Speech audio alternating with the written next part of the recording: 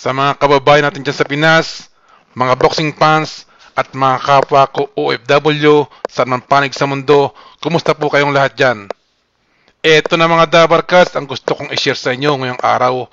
Monster Inoue, kinuha ang dating ka-sparring mate ni Donaire. Kung natatandaan nyo, isa ng dating Pinoy ang kinuha nitong si Monster Inoue para makatulong sa kanyang training camp. Ito pong si Kevin KJ Cataraha. Ito pong 24 anyos na Pinoy boxer na incoming po ay naka-sparring nitong si Inoue ng 100 rounds at humanga po ito sa ipinakitang lakas ni Monster Inoue. Ngayon, isa na naman pong Pinoy ang kinuha nitong si Monster Inoue para po maka-sparring at makatulong po dun sa kanyang training camp. In preparation, dun po sa nalalapit nilang laban ni Donaire, nagaganapin po sa November 7, dun po sa Japan. Ito pong Pinoy na sinasabi ko ay ito pong si Albert Pagara. Sino po ba itong Albert Pagara na ito at ano ang maitutulong sa kanyang training camp? Tingnan po natin itong boxing record nitong si Albert Prince Pagara. Ito pong si Pagara ay kasalukuyang WBO Intercontinental Super Bantamweight Champion. Siya po ay lumalaro sa Super Bantamweight. Mayroon po siyang total fight na 31, mayroon po siyang panalong 30, doon po sa panalong 30 mayroon po siyang knockout na 21 at mayroon po siyang kaisa-isang talo. So matindi po itong boxing record nitong si Albert Prince Pagara. Hindi po basta-basta na boksingero ito. Isa po sa mga kilalang boksingero na nakalaban ni Pagara ay ito pong si Cesar Juarez. Dito po kay Juarez, nakuha ni Pagara ang kaisa-isa niyang talo. Ito rin po ang boksingerong ginulpi ni Donaire nung mga kalaban niya. Pero ito pong si Pagara ay hindi sinuwerte dahil na-knockout po siya nitong si Juarez. Ayon po rito kay Pagara, siya ay masaya at excited dahil magkakaroon siya ng pagkakataon na maka-spar itong magaling na boksingero na si Inoue. Siniguro ni Albert Pagara dito kay Inoue na makakakuha ito ng dekalidad na sparring sa kanya. Kahit alam niya na itong tutulungan niya ay makakalaban ng kababayan niyang si Nonito Donaire.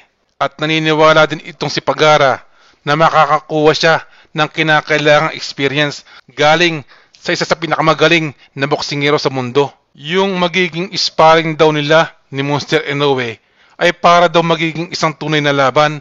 Bibigyan daw niya ng quality sparring itong si Inoue at the same time matututo daw siya doon sa sparring session nila. Ito daw ay makakatulong para madagdagan ang kanyang experience at maging isang magaling na boksingero.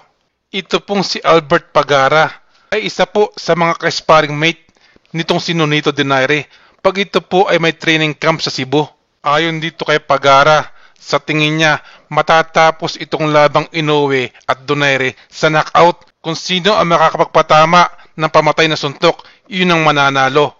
Dream come true daw po rito para kay Pagara itong maka-spar ang the best bantamweight in the world at pinapangarap niya na sana makaharap niya ito sa ring sa tunay na laban. Iyan po mismo ang kanyang binitawan, best bantamweight in the world na si Monster Inoue.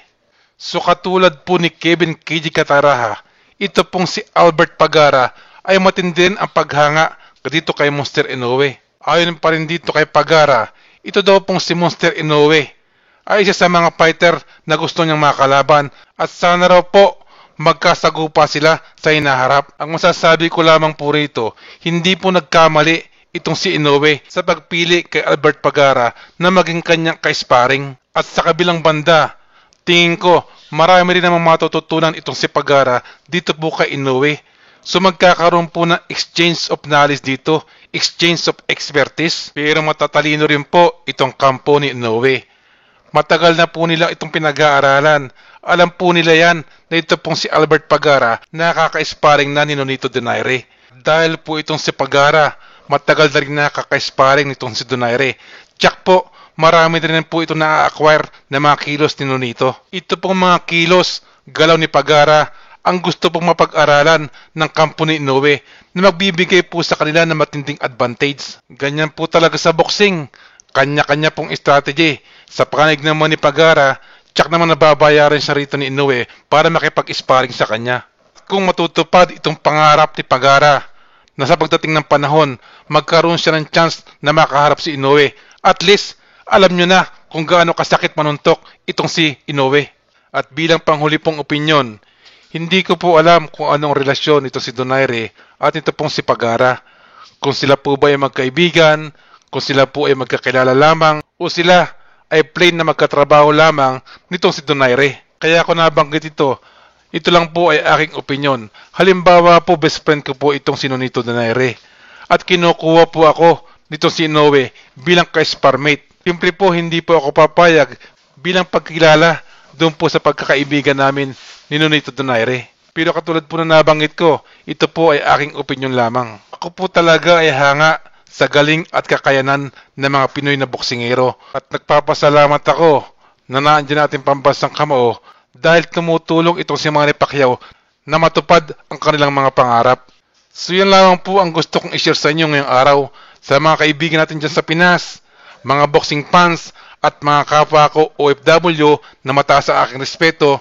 Kung nagustuhan niyo po itong aking video, paki-like at kung po pwede rin po, mag-subscribe na rin po kayo. Maraming salamat po sa inyong panonood.